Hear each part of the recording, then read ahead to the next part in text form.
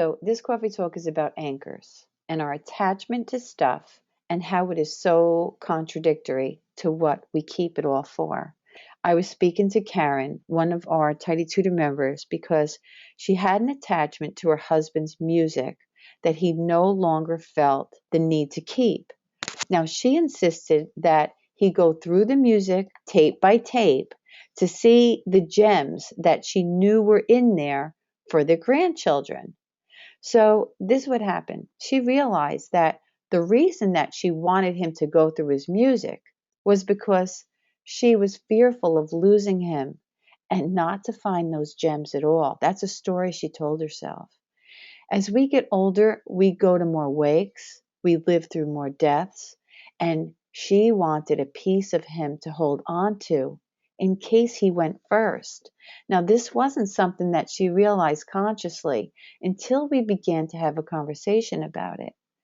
Now, when we talked, she realized that the time spent on sorting those things that he so lovingly was going through for her was spending the time they had together, but not together, caring for and searching through stuff, things that we felt like we needed to keep, and the stuff that has been draining the time from living our lives since we became in possession of them. You see, this is something that we just want to kind of step back and take a real look at our stuff and why it's so difficult to get rid of and what it's really costing us to hold on to and to feel like it's as important as we've kind of brainwashed ourselves into believing it is. The thing that we don't realize is that things need caring for, and the more things we have, the more complicated the care gets. And not only the time spent on managing all the things that we own, how many of us have given up an entire day or weekend, even your entire family taking time not to be together and enjoying life, but managing all of our stuff, moving it from here to there, cleaning it up, stashing it, storing it, getting rid of it, or putting it away. Now, I don't know about you, but I remember a time when I would yell, right? Yelling, I don't know if you know it. I'm sure you do. Yelling is not an attractive look. It's not. When we're angry and we're yelling, we look crazy. And it's just not pretty. If you could probably look in the mirror and record yourself when you're in one of those states, probably wouldn't do it again. Or we would figure out, how can I make it that this isn't going to happen again?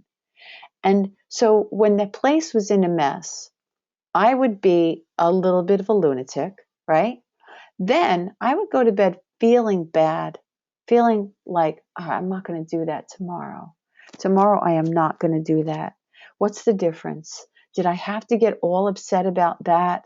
It was my fault. If I would have went to the store and got the cereal, if I would have had what we needed in the house, I wouldn't have had to yell about, why aren't you eating breakfast? Why didn't you do this? Well, it's because I didn't have this stuff together, and that's why.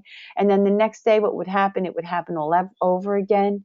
And the reason that I'm mentioning this is because all of that guilt and the feeling we have about being not so kind to the people that we love the most, now we have an entire day that we are able to just say, let's go to the park, let's go to the beach, let's watch a movie and get some popcorn, let's play Monopoly, let's play Candyland.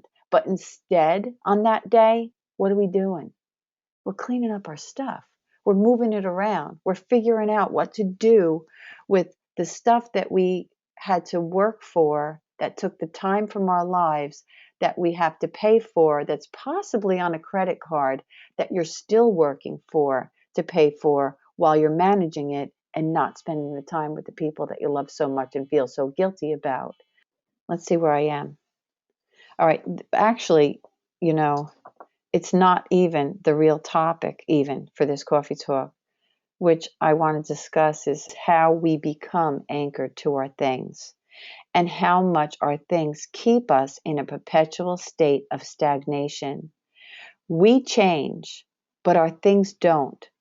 And because we have this warped attachment to them, without realizing it, we become stuck, unable to move forward and grow and be who we were built to be, like a boat. Now, you might say, I really don't change. I'm the same as I've always been. But if you age, you change. If you have children and they age, then you change with their changing needs. Your life changes. And if you get new friends, a new career, there's a change. When people die, there's a change, right? Our identity alters a bit with every one of those instances. So time, I think, is one of the biggest alterations in how we are, who we are, and how we change.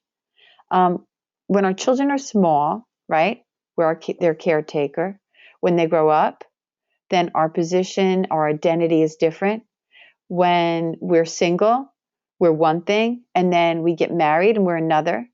When children come, right, we have a different set of standards and responsibilities then. When we get a promotion or we quit a job to stay home to raise a family or start a business, or when we commit to some kind of volunteer work, we find a new hobby, there's a change.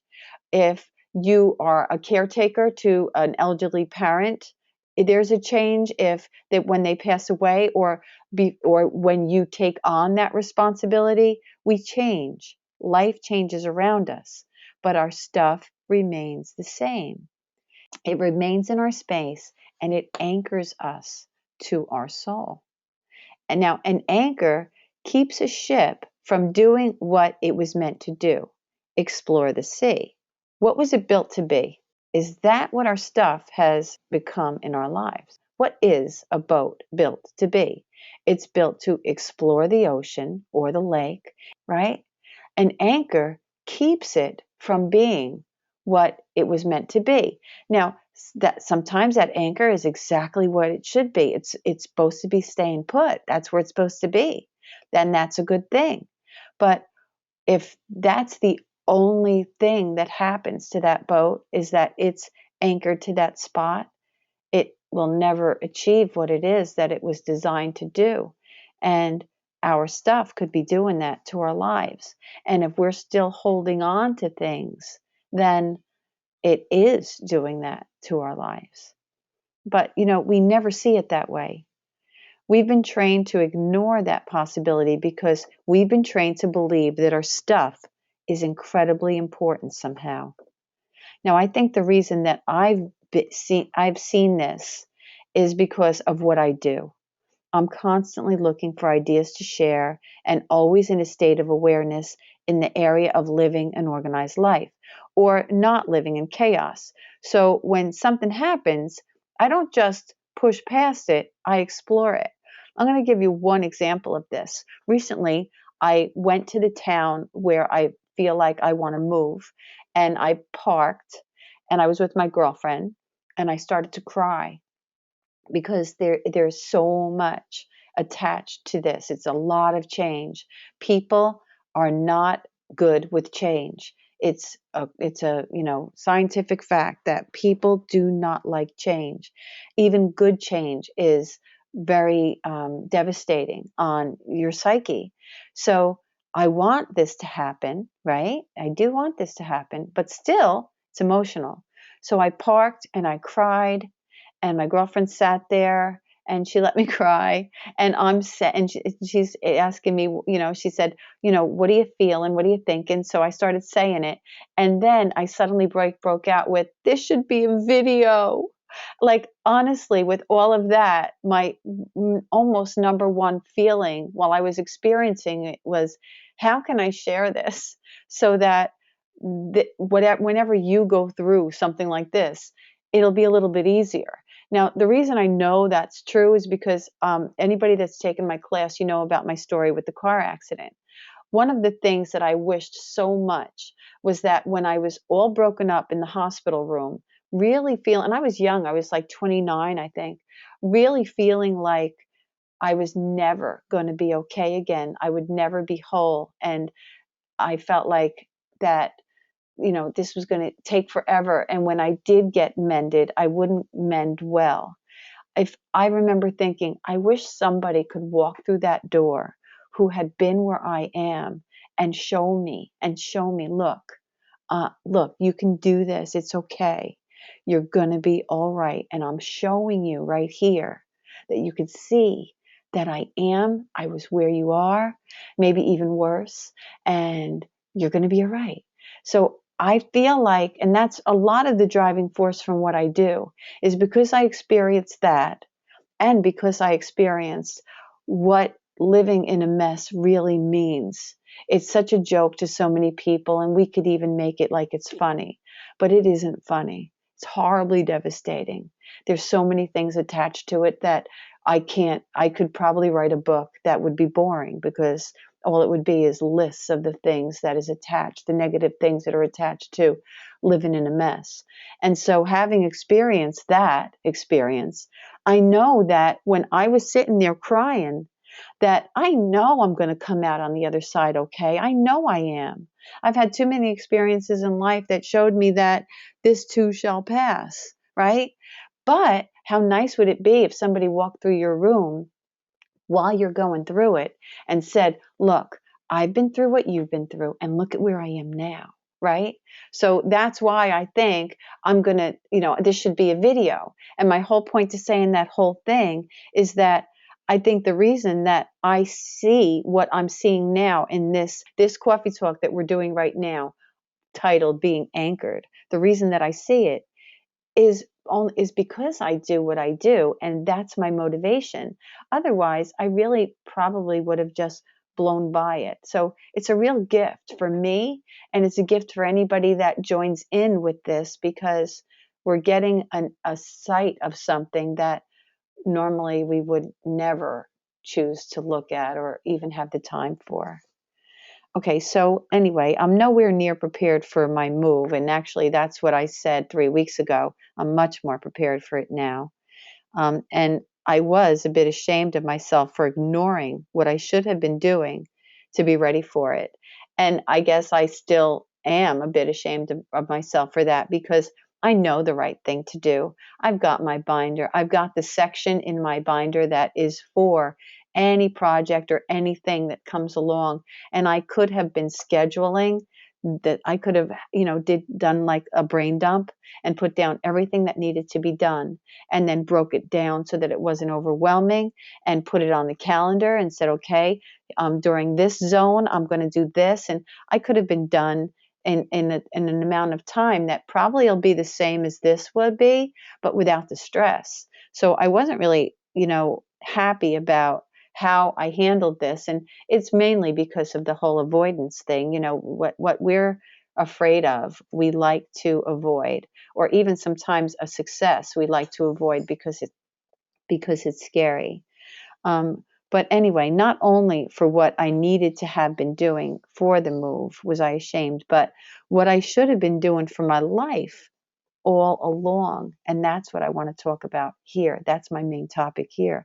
What I really should have been doing for my life all along. That's what I'm hoping to pass on to you today. Now, in June, I went to see two men speak, Joshua Milburn and Ryan Nicodemus. They wrote a book called Everything That Remains, and they told a story about their mother, that their mother held on to boxes.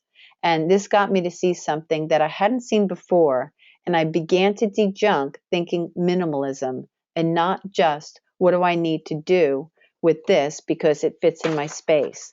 So I know I've told the story before, but I have to give a little bit of a background so that it fits in with our coffee talk here and what I'm talking about. So I went to see that the Minimalists in the city do a talk about their book that they wrote. And in their talk, it was Joshua, right? Yes, it was Joshua that talked about his mom who had passed away. And she had boxes that she put underneath her bed. and he was there getting rid of stuff, and he was going to rent a U-Haul and get all of the stuff in a U-Haul, um, and just put it in storage because he didn't know what to do with it. And when he came across those 4 boxes underneath the bed, what happened was he said, what the heck? These look like they've never been opened. They look like they've been closed and never opened since the day they were closed. What could this possibly be that she's dragged along with her for so many years? They were obviously old. So he opened them up, and they were his first grade, second grade, third grade, and fourth grade papers. And when he saw that, everything changed for him. And actually, everything changed for me too, because of what I got out of it, what he got out of it. He realized that everything that we think that we want and want to keep in our hearts are not in our things. And it was so evident because these things have been closed up since he was one of them was since he was in the 4th grade. Another one was since he was in the 1st grade. So all of these things were closed up for all of those years. And she dragged them around with her. She never looked at them, but she kept them. And it made him see all of her other things in the same light. These things are not my mother. These things are just things. And if I put them in storage, it'll be the same thing as these boxes that have been underneath her bed, taking up space, not only in her life physically, but also in her life spiritually. And even in the financial area of life, it affects us because now we need the space for this stuff. So where you might be very content to live in this size house, now you have to move into this size house, much bigger, because this stuff doesn't fit in that house. And now what are you doing? Now you're working more hours, staying more time away from your family and the things that you love to do, to work for the things that you have to keep that you barely even look at anyway. So I began to go through my house, dejunking like we do. And like I said, and I know that you probably know this, and if you don't, I'll just say it again, that I believed we didn't need minimalism at all. I didn't even want to look into it. And I wouldn't have if it wasn't for Christina, who's part of our members. And she was, really into it and talking about it on our Facebook page. And so, of course, I had to look into it. But I'm thinking, why do we have to do this? We dejunk on a regular basis. We know that our number one obstacle is too much stuff. Why do we need to do this? But of course, what am I going to do? How can I carry on a conversation or even advise if I'm not aware of what it's all about? So I, started looking into it. And when I came home from that meeting, I decided to do my zone work that day with a different mindset, with a minimalist mindset instead of a, 50-something-year-old woman, mother, Italian, who lives at home and has her stuff and has her kids over for macaroni every Friday. Sunday, instead of looking at it like in those eyes, just plainly look at it as, do I want these things? What do they add to my life? What do they take away from my life? How important are these things to me? Because the thing is that if what I was thinking of before this revelation was, if I have the room for it, why not? If I have paper supplies, office supplies in a drawer, and they all fit in that drawer, and now I'm going through the dejunking process, and I open that drawer, and it's, maybe I'll take out something that, doesn't belong or somehow got put there. Maybe I'll see something that's out of order because somebody went and got a stapler and didn't put it back properly. So I'll tidy the drawer up, that kind of thing. We'll always look for things to get rid of. So maybe there might be a package of envelopes that I'm like, well, you know what? I haven't used these green envelopes in 2 years. I'm going to get rid of them. That's the dejunking process, right? That's what we do. But this time I looked at this drawer in a different way and thought, okay, let's pretend that I don't live in this house with all of this space. What would I really want?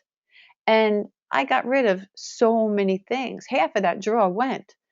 Some of them were greeting cards. I had these greeting cards for years and years. Sometimes I actually go out and buy a new one because I don't like most of them anymore. They've been picked over, but I'm still keeping them. Why? Because there's space. You see what I mean?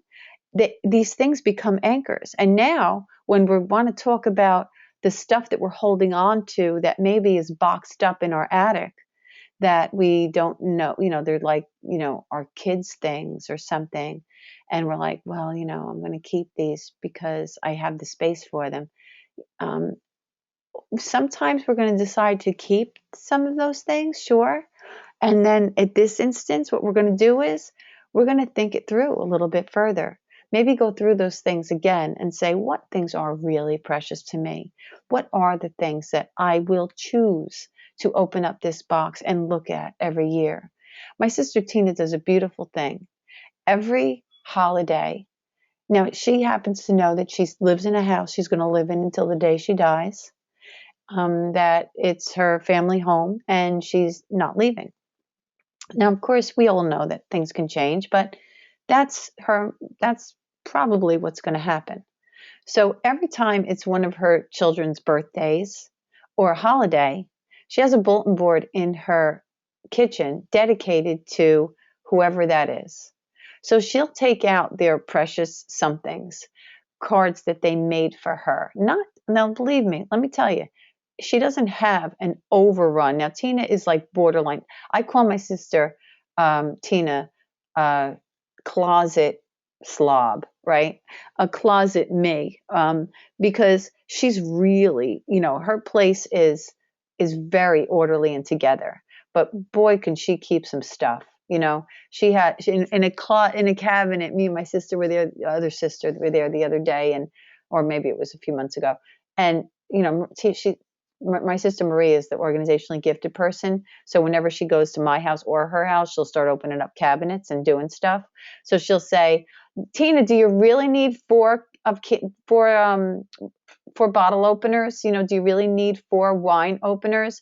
No, I really don't. Kathy, you want one of those? And, so I took one home. I'll give the other one to Michelle. I'll get, like that kind of thing. So, she has her issues, but it works for her.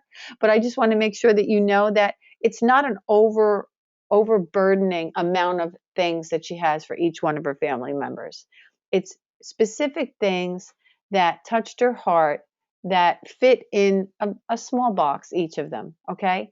So she'll take out some pictures of them when they were little, some drawings that they did, some pictures of them together as a family, and put it up on that bulletin board on one of their special days. If it's Christmas, she'll take out old time Christmas pictures. So, my mother with her, her and her kids when they were small with her husband, underneath the Christmas tree pictures, maybe a handmade card that one of the kids did for her and her husband, that kind of thing, right?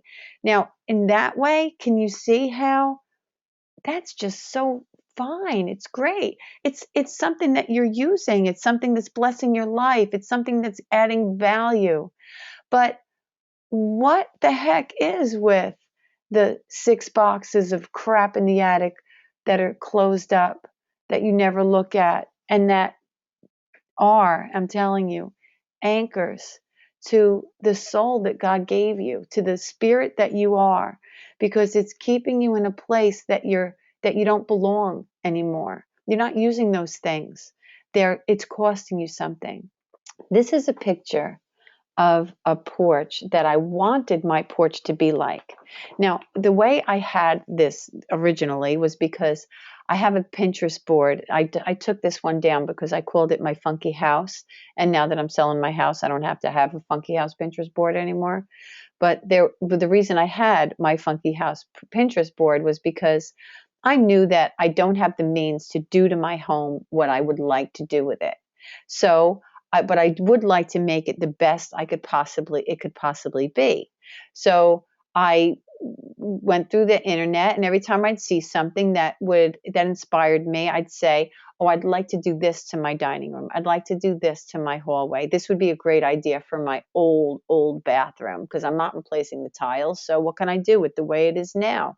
I have like 1920 subway tiles in there. And although they are, have a lot of character, they're old, and you see how old they are. But with the right, with the right decoration and stuff, it'll look like you meant to do that, just like distressing furniture. So this was one of the pictures. Okay. So now this is all in the lines of this revelation and this journey of realizing that we don't have to keep things just because we have the space for them. That minimalism really is something that is needed to explore, and that our things have become anchors, so that we're stuck in a place that we are no longer, and we can't really, explore the ocean, open up our sails, and be who it was that God has called us to be, simply because of our stuff. All right. So this is the room that I said I would love my porch to be. So I went out into my porch to see about doing this to that room. And I think that I have a picture here of what my porch used to look like. Okay, so that's what it used to look like. This is what I wanted it to look like. Okay, and I think I have a slide where I put it all together. I did. Okay, so in the center is what I wanted it to look like, and around the edges is what my porch did look like. Did I not like it? No, I liked it. It might be way too cluttered for some people, but for me, it was happy. It made me happy. But actually, it wasn't who I was anymore. And obviously, I wanted what was in the middle. So I went out to the porch to say, all right, how can I do this to this room? And then I looked at my things, and I looked at the stuff on my shelf, and I looked at the pictures, and I said, oh, but I don't want to get rid of this. I like this. Oh, well, what'll I do with that? And then it kind of like dawned on me that what I was doing was, I was saying, you can't have what you want because of what you used to be or what you used to want. And that made me see that I felt like I was tied to my things identity wise, that that my things were such a part of me that it was holding me in one place.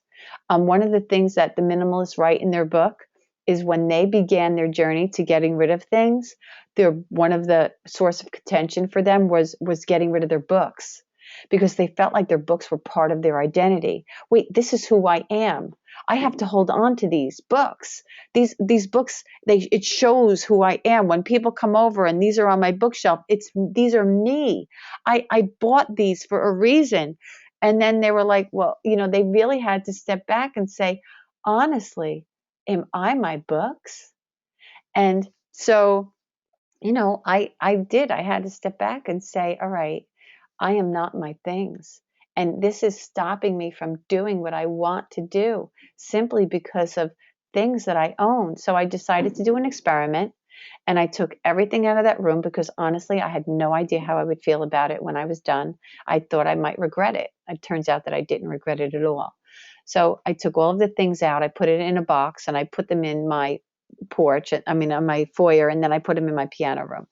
And I said, all right, I'm not going to get rid of these. I'm just going to put them aside. So everything that was out there, I put aside.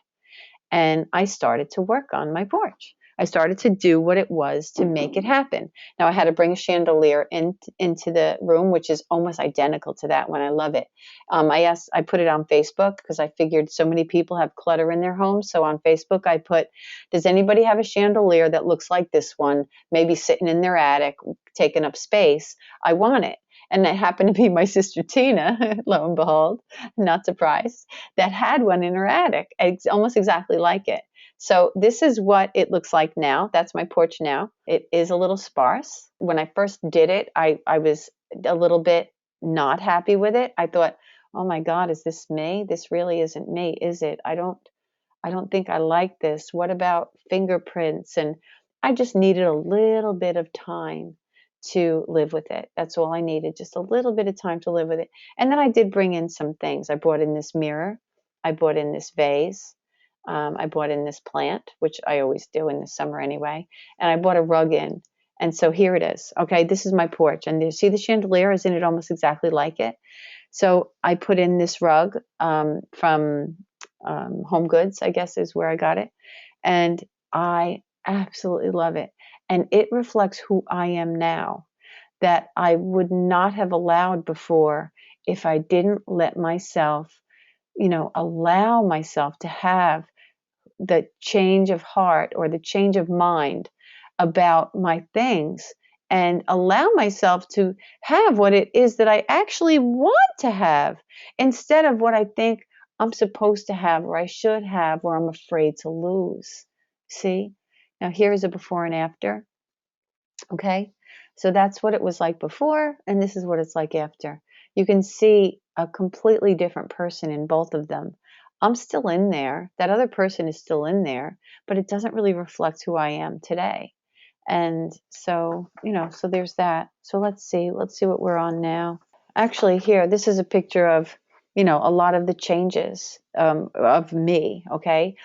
This was me. Oh my God, I know it was such a bad haircut. But anyway, it was what it was. So this was me and my family when they were small with my little grandson who is now 12, almost 13. And there's Emily, right, who just had her baby recently.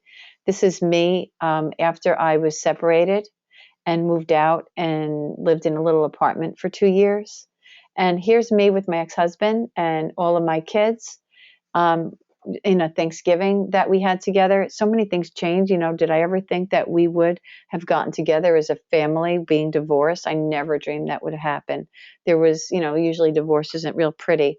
I was all right, but he was really angry. So anyway, I changed. You can see that. And even if we stayed married, let's pretend that this is a intact family still, all right? Even if that was the fact, look at me here. Look at these little kids. What would I be like here in this picture if I never allowed myself to go past what this was here? And that's what holding on to our stuff does to us. It keeps us in a place where we can't grow. It also makes us hold on to things that seem like they're more important than the person themselves. Like Karen realized. She was like, "Oh my God, this man that I love so much. And I am so fearful that I might lose him and want to hold on to these things so that if I do lose him, I'll have these things." It was a lie. It was a lie that somehow she believed that she would have a piece of him when she had a piece of his things. She knew, we talked about it. She knew she probably would never play that tape. Maybe once, but it would just like everything else get stored somewhere and get kept somewhere. And that's where it would be, in that space. Whereas all the time that she lost, having him and being with him, I talked about having, like, I think one of the most lovely scenes is your feet next to your significant other's feet or your child's feet or your furry pet, okay, your little somebody that you love, on a hassock with the TV in front of you with maybe a movie playing, and there you are sitting down with whoever it is that you love the most, enjoying something, spending time, being together, touching, rather than holding on to something that belonged to them so that, you could have something when they were gone. Do you see how kind of messed up it is? And then on the other hand, let's say you're alone, right? I'm alone. One of the reasons I'm selling my house is because I've realized that I don't want to spend my time doing this stuff anymore. When I was 30 and working through it, 40 even, and I had little kids still at home, that was fine. I was spackling, painting, getting the house together, spending time planting flowers, all of that stuff. It was what I wanted to do then because it was who I was then. I'm not that anymore. And I don't want to waste another 5 minutes of the short time that I have to live. And I don't mean that I'm going to die soon. I just mean that I don't care if you're 100 years old, it's not long enough. I don't want to waste another 5 minutes of my life caring for some inanimate object that doesn't give me anything back anymore. So If you have those things that you're holding on to and you are thinking it through, what are they costing you? And, kind of like set your own standard for what's important. And let's not fall into the trap of the consumeristic brainwashing that we have been dealing with since after the Depression, when they had to try to make people buy things because the industry was so afraid that nobody was going to buy anything. They started that campaign that you're happier if you drink this beer, you're happier if you drive that car, you're happier if your family lives in this home. It was a lie that we believed. And now we're still living it on default, not even realizing that we are. So to have that privilege of stepping back and saying, wait a minute, I'm going to write my own story. I'm not going to have somebody write it for me, right?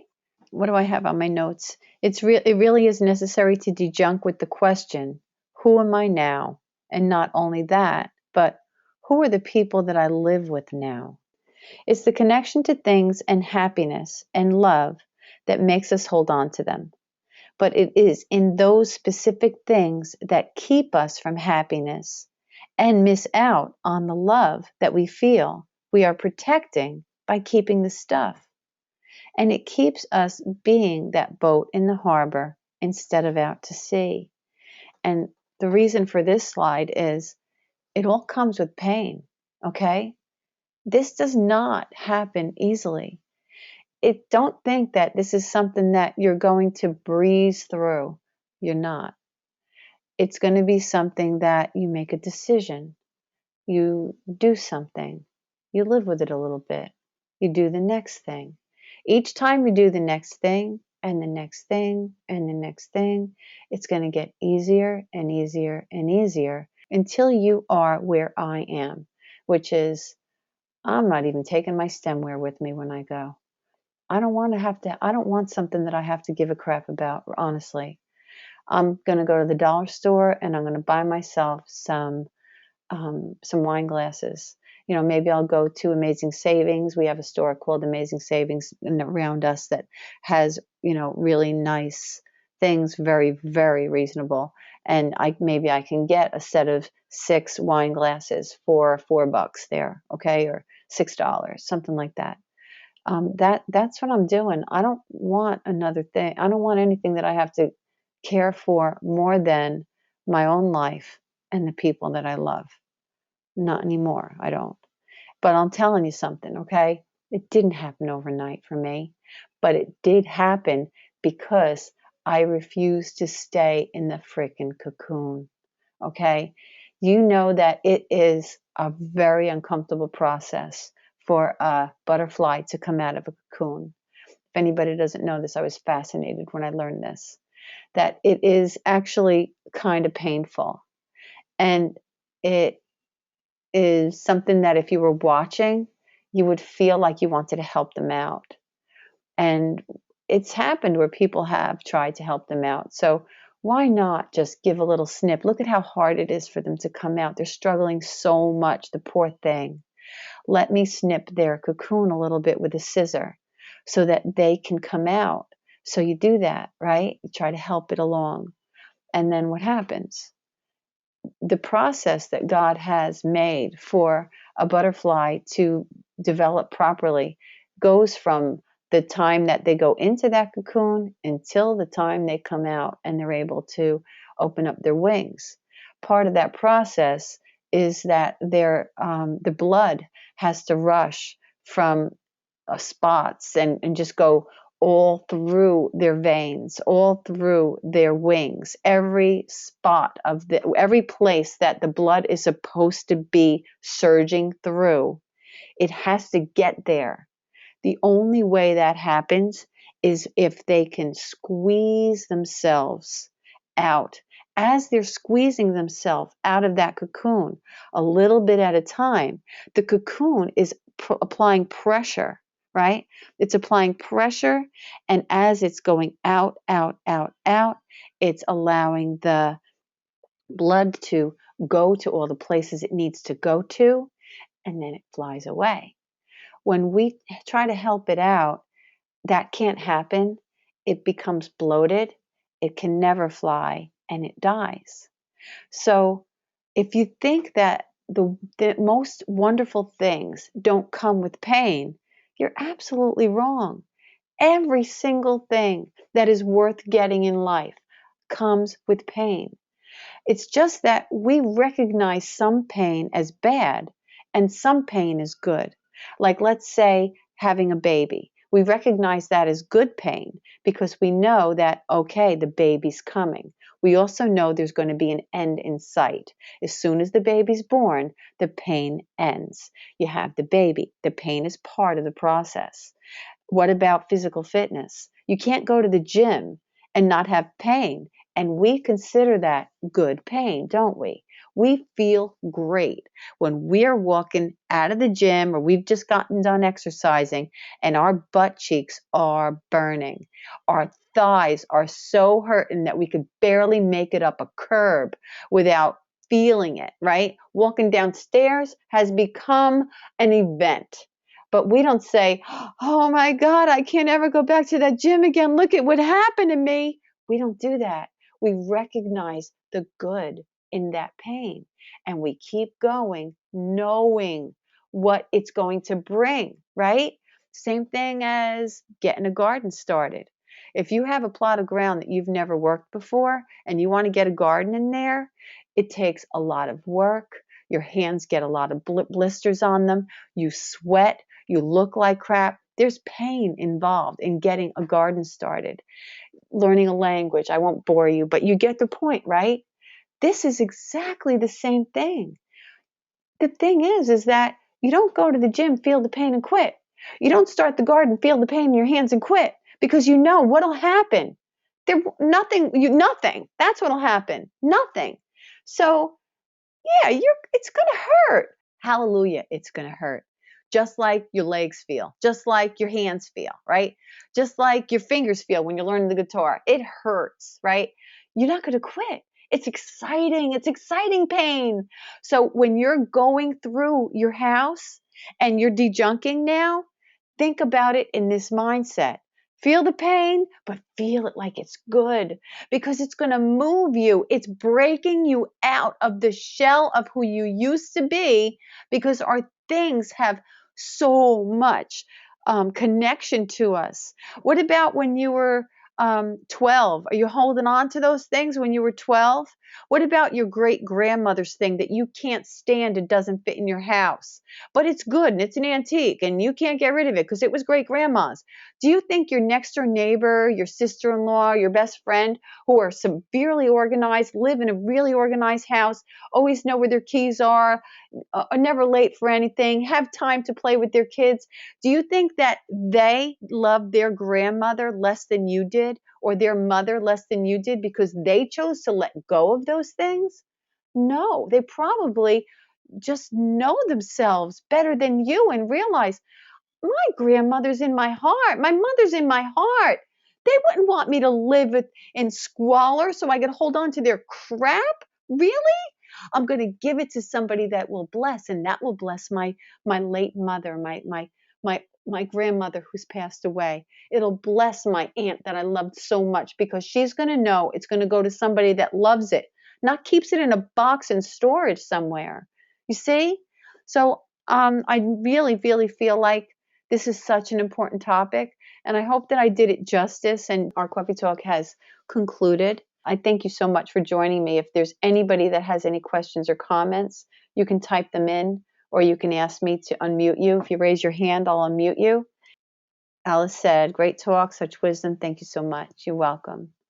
All right, so let's see. Donna said, it's amazing how much more I get listening to the same thing twice. Oh, me too. There's some ministry, lessons, whatever, that I can't. I used to have them on cassette tape, and I had the cassette tapes where they were actually got worn out from listening to them too much. We learn from repetition, and also another thing too is that we'll hear things when we're ready to hear them. We'll hear some things today because we're ready to hear it today, and we'll hear something that was in there before that we never heard of before because we weren't ready for it. you know? So nobody has their hand raised or has a question or a comment. So I guess I'll close out. Thanks for being here, everybody. I'll see you on the inside of our Facebook group and everywhere else we meet. Take care.